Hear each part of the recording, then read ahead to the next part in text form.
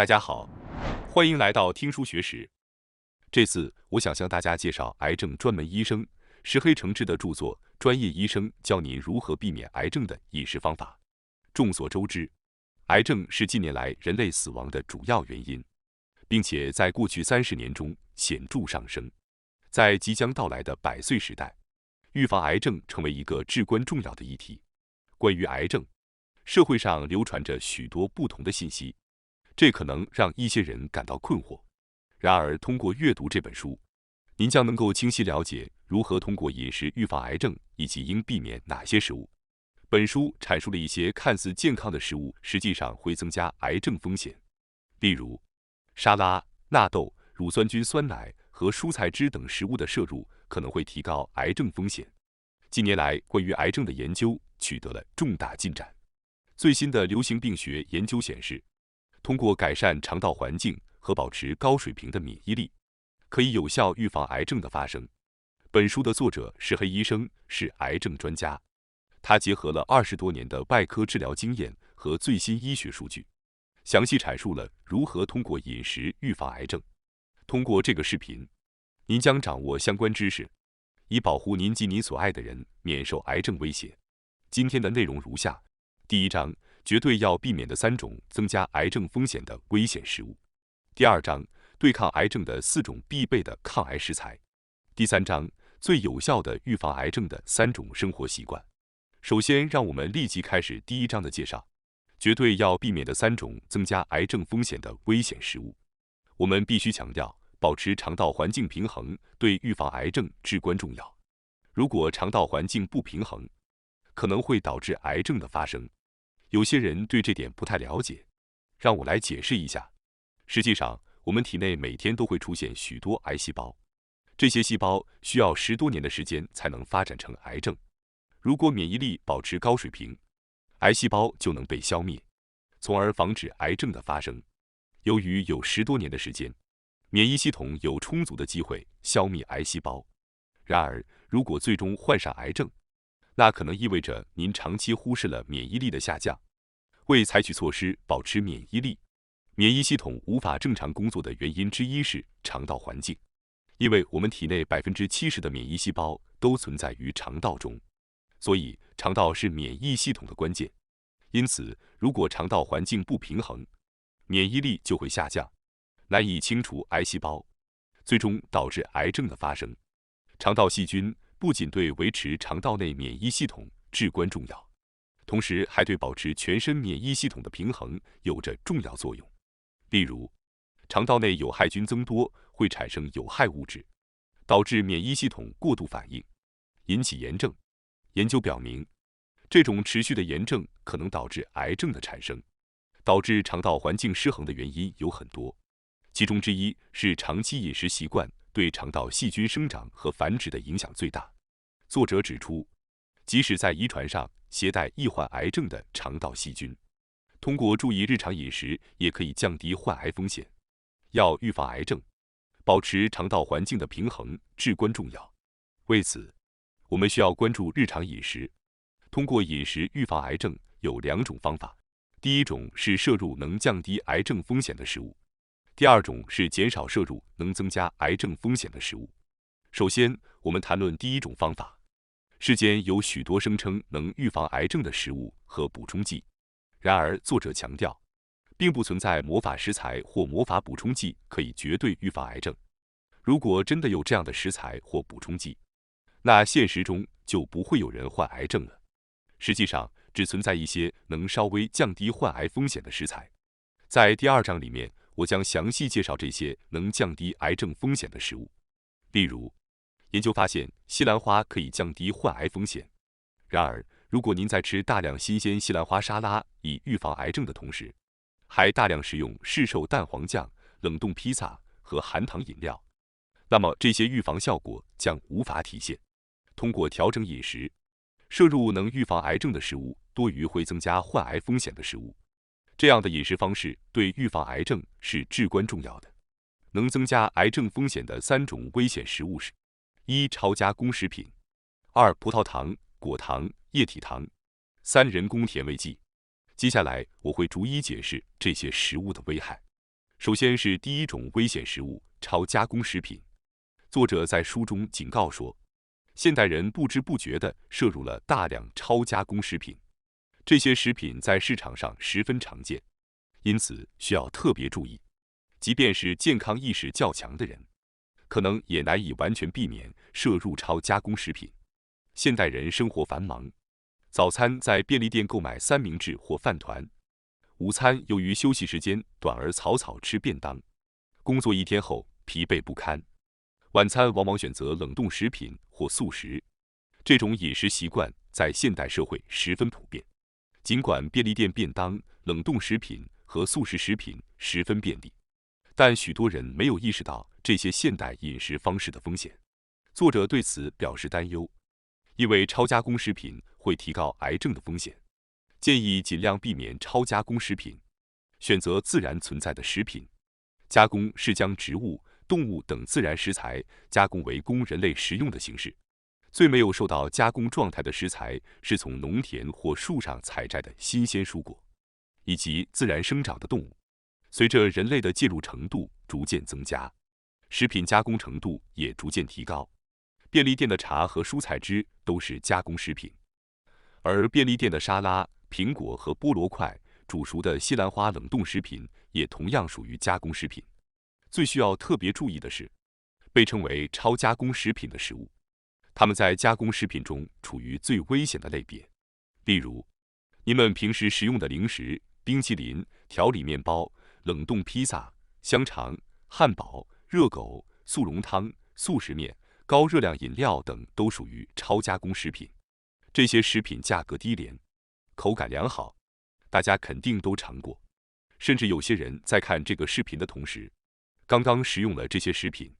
然而，我们应该对超加工食品应保持警惕，因为它们在制造过程中与其他食品有显著不同。通常，超加工食品的主要原料是大规模获取的植物性食材，如玉米、小麦，以及通常在普通料理中不常用的糖类，如葡萄糖、果糖、液体糖。加工后的油和蛋白质也是其中的重要成分，还有一些来源于动物碎肉的成分。这些对健康不利的成分被混合在一起，制成了完全不同形态的产品。由于自然食品通常缺乏风味和美味，因此这些超加工食品会添加香精、调味料、色素和化学调味料。此外，还会加入各种成分以改善口感和延长保质期。尽管这些食品的生产过程让人感到担忧，但很多人因为其方便、价格低廉而仍然乐于购买和食用。这就是超加工食品。如果人们了解超加工食品的制作过程，可能会减少对它们的消费。然而，许多人并不了解这一点，因此超加工食品的消费量每年都在增加，导致各种健康问题的增加。例如，摄入超加工食品会导致体内炎症，增加心血管疾病的风险。研究表明，超加工食品会增加癌症风险。法国的一项对10万名成人的流行病学研究发现，饮食中超加工食品的比例每增加10%，整体癌症风险就会上升12%，乳腺癌风险会上升11%。这令人感到十分恐怖。仅仅增加10%的超加工食品摄入，就会导致癌症风险上升12%。这意味着经常食用超加工食品的人可能面临更高的癌症风险。例如，早餐吃谷物和果汁，午餐吃便利店盒饭和甜饮料，点心是甜面包，晚餐是速食咖喱或杯面、冷冻意面。这样的饮食习惯意味着大部分食物都是超加工食品，因此癌症风险可能会大大增加。这种饮食习惯不仅会增加癌症风险，还可能导致其他疾病风险上升，加速衰老，并大大提高肥胖的概率。超加工食品通常高热量但营养低，过度摄入会导致能量过剩，从而提高肥胖的风险。肥胖与糖尿病、心血管疾病、癌症等慢性病的风险增加有关。我们要铭记，超加工食品是食品企业经过精心策划而开发的产品，这些产品成本低，利润高。企业对哪些味道能让人感到满足进行了深入研究，精确配比糖分、脂肪、盐分、脂味成分，使得产品达到让人永不厌倦的美妙口感。通过刺激口感和香气等感官，这些产品让人不自觉地继续食用。由于这些产品的设计非常精确，如果不采取行动，我们将难以抵制它们，这可能会导致我们走上疾病和癌症的道路。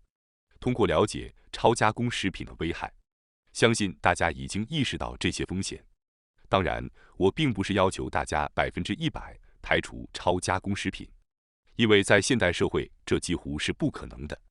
但持有尽量减少超加工食品摄入的心态，是降低癌症风险的现实做法。尽量保持饮食健康，减少超加工食品的摄入。接下来，我将介绍第二种显著增加癌症风险的食品——葡萄糖、果糖、液体糖。这种成分在许多食品中被广泛使用，即使不太关注健康的人，也可能在食品标签上见过葡萄糖、果糖、液体糖。这表明葡萄糖、果糖、液体糖在现代社会普及程度很高。例如，它常见于果汁和其他甜饮料、蔬菜汁、水果汁、酸奶、烤肉酱和沙拉酱等食品中。几乎所有添加了甜味的产品都可能含有它。它甚至出现在一些基本调味料中，如酱油、醋以及泡菜和纳豆的调味之中。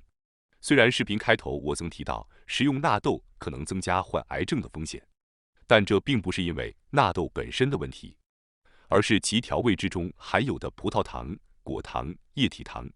那么，葡萄糖、果糖、液体糖为何如此广泛使用呢？原因在于其低廉的价格，可以大量生产，因此在食品行业中广泛应用。目前，全球40%以上的糖类来源于葡萄糖、果糖、液体糖，其主要原料是玉米，但玉米质量存在问题。日本进口的玉米主要来自美国和巴西，而这两个国家生产的玉米90%都是转基因玉米。关于转基因食品的安全性，目前尚无定论，这意味着存在潜在风险，因为葡萄糖、果糖、液体糖在许多食品中被广泛使用。在日本，人们可能在不经意间已经摄入了大量以转基因玉米为原料的食品。此外，虽然水果中的糖分来自天然糖分，但水果的成分中80%到90%是水分，因此水果中的糖分含量并不如人们想象的那样高。然而，葡萄糖、果糖、液体糖在各种食品中大量使用，其浓度很高，会增加肝脏负担，并引发各种健康问题。例如，摄入大量果糖会导致肠道环境恶化。果糖还被证明具有致癌性。我鼓励大家尽量葡萄糖、果糖、液体糖的摄入。挑战在于，这种成分不仅存在于明显的甜饮料和零食中，还隐藏在看似健康的食品中。观看本频道视频的观众们可能都知道，纳豆对健康有显著好处。如前面提到的，纳豆的调味之中可能含有葡萄糖、果糖、液体糖。如果您在享受纳豆的健康益处时，也同时摄入了大量的葡萄糖、果糖、液体糖，那么纳豆的好处将被削弱。同样，您需要留意沙拉。沙拉通常被认为是健康食品，但如果您选择市售的调味汁，其中很可能含有葡萄糖、果糖、液体糖，这会影响沙拉的健康益处。另一个需要警惕的食品是酸奶。虽然酸奶本身对健康有益，但其中也可能含有葡萄糖、果糖、液体糖。最令人担忧的是，这些看似健康的食品中隐藏了葡萄糖、果糖、液体糖。许多人在喝果汁或吃零食时会小心谨慎，但往往忽视了健康食品中葡萄糖、果糖、液体糖的存在。因此，建议大家购买食品时仔细查看标签，确保不含葡萄糖、果糖、液体糖。此外，我之前提到的超加工食品大多含有大量葡萄糖、果糖、液体糖，这进一步证明了超加工食品对健康的危害。接下来，我将介绍第三种恶魔食品——人工甜味剂。人工甜味剂近年来备受关注，由于人们了解过多糖分和热量会导致肥胖，很多无糖饮料和调味品开始使用人工甜味剂替代糖分。然而，人工甜味剂也可能对健康产生负面影响。例如，研究表明，人工甜味剂与饮料消费和死亡率上升之间存在关联，这引起了人们对人工甜味剂安全性的担忧。研究显示，每天摄入250毫升含人工甜味剂的饮料与心血管疾病相关死亡之间存在关联。一项涉及超过10万法国人的研究表明，摄入阿斯巴甜与整体癌症和肥胖相关癌症的风险增加有关，尤其是乳腺癌的风险。尽管如此，仍有数百万日本人每天食用含人工甜味剂的食品。虽然偶尔摄入不会立即引发癌症，但长期持续摄入含人工甜味剂的食品可能需要重新考虑其风险。接下来，我将介绍4种有助于降低癌症风险的抗癌食材，它们对预防癌症非常重要。我们可以逐渐将它们纳入日常饮食中。这4种必须食用的抗癌食材是：1. 蔬菜和水果； 2. 富含水溶性纤维的食物； 3. 蘑菇； 4. 发酵食品。首先，让我们从必须食用的抗癌食材蔬菜和水果开始。大家都知道，蔬菜和水果对健康有益，但从预防癌症的角度来看，它们也是不可或缺的。最新研究表明，为了预防各种癌症，蔬菜和水果的摄入至关重要。在便利店和超市，切好的蔬菜沙拉和水果被广泛销售。尽管蔬菜的平均摄入量在减少，但沙拉的消费量却在逐年上升。与1985年相比，2019年沙拉的消费量增加了3倍。许多人尝试在便利店和超市购买沙拉，以增加蔬菜摄入量。然而，这些沙拉已经切割并经过加工，可能与含有大量添加剂的调味品一起食用。这种情况可能会对身体产生负面影响，超过了预期的积极效果。如果您真的想保持健康、预防癌症，应避免食用切割或冷冻的蔬菜和水果，而应该从整体的生蔬菜和水果中开始，在家中进行烹饪。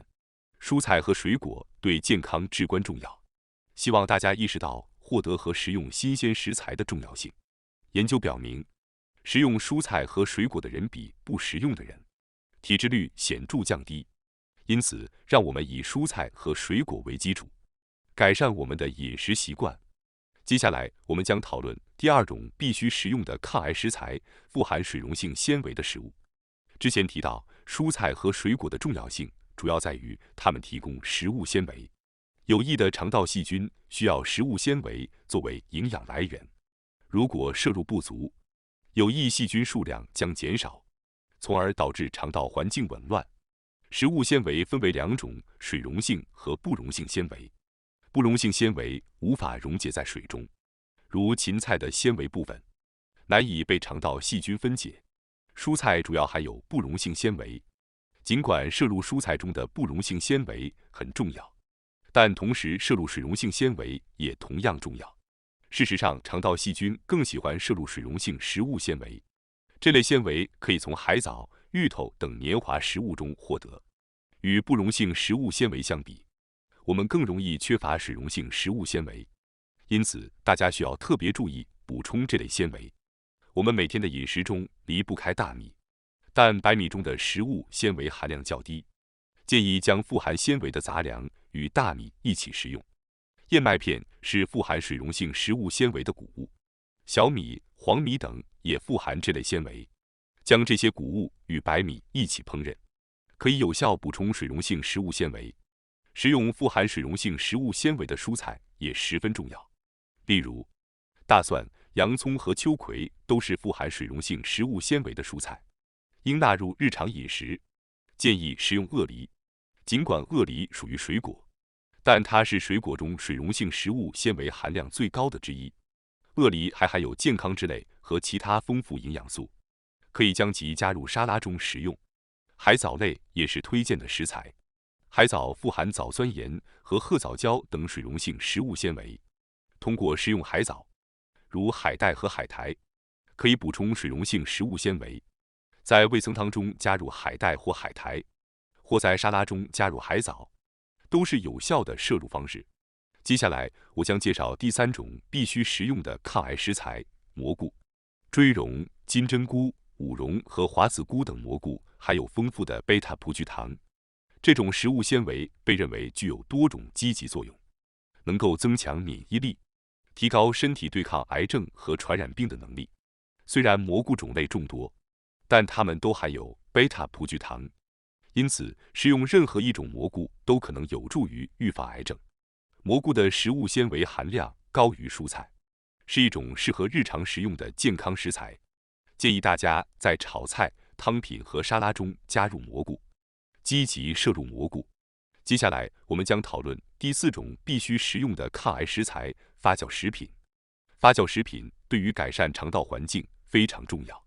放心食用的发酵食品包括由植物乳酸菌制成的味噌、酱油、纳豆和腌菜等。在众多发酵食品中，建议大家以这些食品为主。为了保持健康，发酵食品应该每日适量摄入，并确保食品的质量。务必仔细查看食品标签，确保没有添加酒精、色素、防腐剂等添加剂，选择真正的发酵食品。接下来，我将在第3章详细介绍最有效的预防癌症的3种生活习惯，以确保远离癌症。首先，我要介绍的是为自己设定不进食的时间段。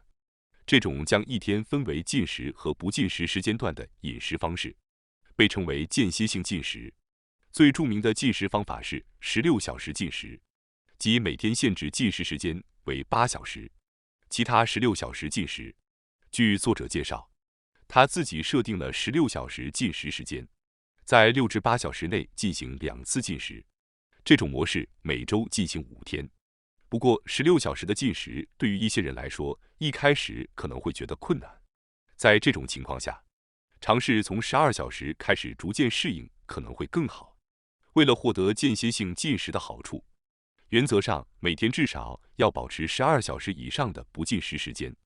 间歇性进食已被证明可以带来多种好处，包括减轻体重、减少体脂、改善胰岛素敏感性和降低血糖水平。长时间的不进食有助于减少炎症和氧化应激，从而直接预防癌症。作者建议大家每周尝试几天间歇性进食。介绍完间歇性进食后，我要谈谈预防癌症的另一个生活习惯——避免积累压力，保持积极的心态。当人们感到不适或遇到不好的事情时，身体会立即产生应激反应。如果只是短暂的应激还好，但如果长期处于慢性压力下，健康会逐渐受到影响。慢性压力会促进炎症，加速抑癌蛋白的分解，从而促进癌症的发生和发展。此外，它还削弱免疫系统，提高患癌症的风险。慢性压力还可能引发副作用，比如暴饮暴食、酗酒、失眠和缺乏运动，这些行为都会增加癌症的风险。因此，避免积累压力的生活对健康和预防癌症至关重要。要缓解压力，您可以尝试冥想、运动或沉浸在自己喜欢的爱好中。培养积极的思维方式也很重要。面对负面事件时，积极的心态可以帮助您看到事情的正面。例如，当您失去工作时，许多人会感到沮丧，但培养积极心态的人会看到，这可能是一个找到高薪工作或提高技能的机会。通过在负面事件中寻找积极的一面，您可以减轻压力。接下来，我要介绍预防癌症的另一个重要生活习惯——保持运动和良好的睡眠。运动和睡眠对健康和预防癌症都至关重要。大量研究表明，运动与降低癌症风险之间有明确的联系。想要预防癌症的人应该坚持运动。运动被认为是预防癌症的最强药物之一。除了运动之外，确保充足的睡眠也是预防癌症的关键。良好的睡眠有助于身体修复，维持免疫系统的健康，减少炎症，这些都有助于降低患癌症的风险。通过坚持定期运动和确保充足的睡眠，我们可以大大降低癌症的风险，为身体提供最佳的健康环境。希望大家在日常生活中重视这些健康习惯，积极采取行动，为自己的健康和长寿打下坚实的基础。感谢大家收看今天的节目。如果你喜欢我们分享的内容，记得点赞、订阅并开启小铃铛通知，第一时间获取我们的更新。在下次的节目中，我们将继续为大家分享更多有益的书籍。再次感谢大家的支持，我们下期再见。